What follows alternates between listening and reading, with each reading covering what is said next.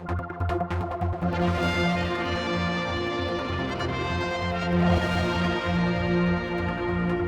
there's a major bit of poetry about to come out from Simon Maddrell, well known here on the Isle of Man. It's to do with the queer background of the island, I think is how you would put it there, I suppose, Simon. And what inspired you to write this? Well, I mean, obviously there's been a lot of publicity around Dursley McLinden because of its sin and the sort of awareness of this remarkable actor, a remarkable human being. And also, it's obviously 30 years since the partial legalisation of sex between men, and there's been some quite significant things happening in terms of the government apology in 2020, and thanks to a lot of pushing from myself and many other people, we finally got an apology from the police for the way in which the laws were implemented, particularly between 1986 and 1992, which is credit to them. I don't think there's a police force in the world that's apologised for that before. So, okay. Well, you called it Isle of Sin. Is that anything to do with the reference to that TV show, which a character was based on Dursley McLinden, wasn't it? Yes, indeed. I mean, that was the idea of the title, and Dursley was an inspiration. He wasn't. It's a Sin wasn't a biography of Dursley. There was some very significant differences in his life, and in particular the way that his family dealt with it. His friends weren't deprived of being with him when he passed away. They weren't deprived of having a funeral where he lived. They weren't deprived from attending the funeral back at home, which happened to the vast majority of people who died of HIV and AIDS-related illness. That's what happened to them. So it's important to recognise that the family should be credited for the way in which they dealt with that, which was far better than, I say, as many families did. Yeah, when I watched the show, and he was on the Isle of Wight, but then he was in Doctor Who, and the sort of connections were quite incredible. And of course, Russell T Davies did know Dursley quite well. Yeah, sure. I mean, he's a dramatist. He's not a biographer. It wasn't a documentary, and from that respect, I think if you look a lot of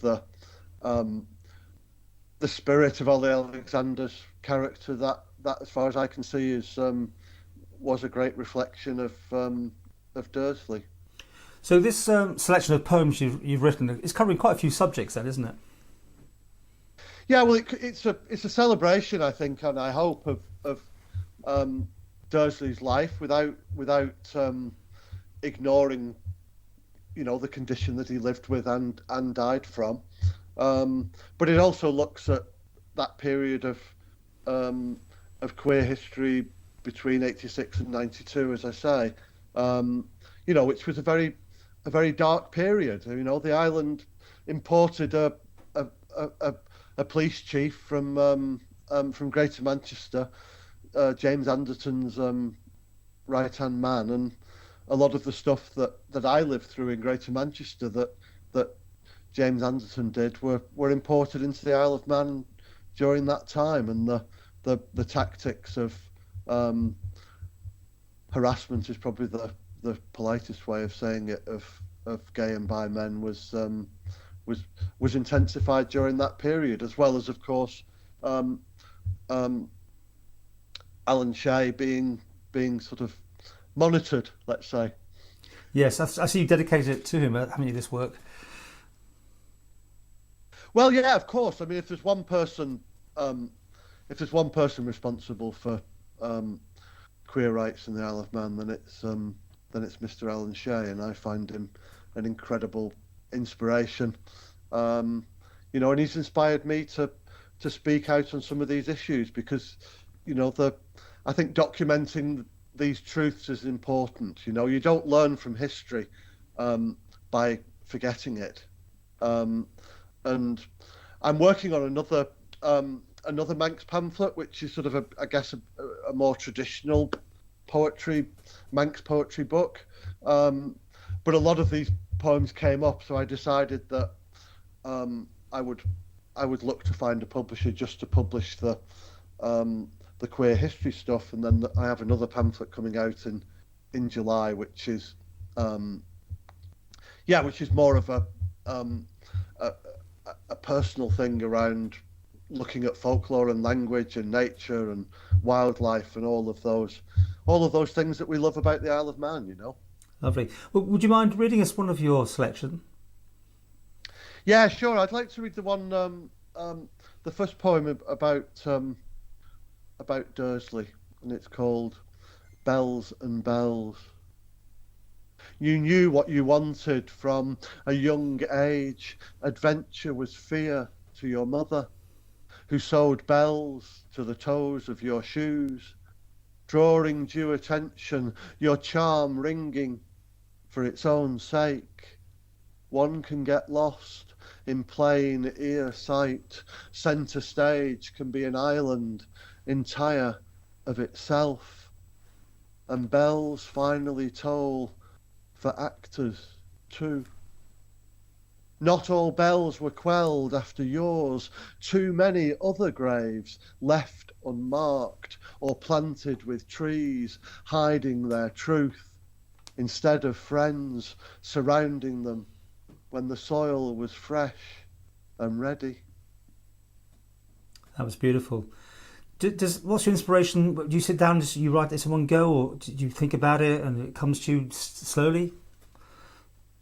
It usually starts with a memory or an image, and actually it was the Jill Nalder book where she mentions this thing, the story of Dursley's mother tying bells to the toes of his shoes, and that was the inspiration for this poem. There's another poem in the book that called Life as a Trapdoor, and it was actually a quiz question on the Round Britain quiz, which was all of these weird names for trapdoors, the grave, the Corsican, and all of these things. And apparently the only surviving Corsican trapdoor exists at the Gaiety Theatre. And as soon as that came onto the thing, it immediately struck me the connection between Dursley and being an actor, particularly on the stage, and I then constructed this poem that sort of used these different trapdoors as a metaphor for Dursley and his life. Well, Simon, where can people get hold of this, and where from? Well, of course, for the in the Isle of Man, I would recommend that you use Bridge Bookshop, obviously in Port Erin and Ramsey, and you can pre-order the book now online, and it will also be available in the Manx Museum. So I would encourage people to buy it from the Isle of Man.